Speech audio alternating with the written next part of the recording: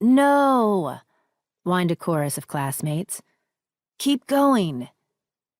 Don't worry, she said, beaming. I can write more. This was toward the end of the school year. After that day, Corey kept writing, and her readings became a regular way of closing out class on those non-air-conditioned June afternoons. We would ask to hear whatever she had been working on that period. I recall at some point a twist of genre from humorous to scary, and students asking, "Was that real?"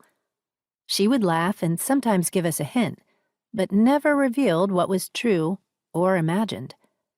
In those moments, she was by far the most popular person in the class. She was also smart and accomplished.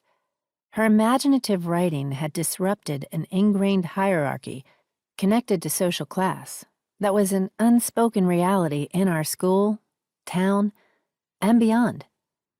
As imperfect as this classroom scenario may be from a pedagogical standpoint, it illustrates the power of fiction writing for young people, a power that very often lies untapped where it would be most useful and transformative, in the discipline of English language arts, and in our troubled country.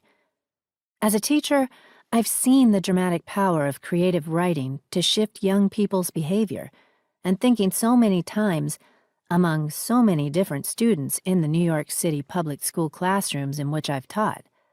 I think back now to my own middle school experience with Corey, and understand that it was no chance event. I also know that had my teacher taken some additional steps, we would have taken many more social and intellectual leaps across the borders that divided us. After that one quarter in middle school, I recall writing just one poem for a class in high school and 0 fictional stories. I wrote on my own, though, and I was thrilled to get to college, where I had the opportunity to take creative writing workshops. During the writing of this book, I happened to learn through a Facebook page created for my 20th high school reunion that Corey had passed away years ago. I looked for more information and found that she was just 23 when she died. She was the mother of 2 daughters and a son, and her death had been sudden.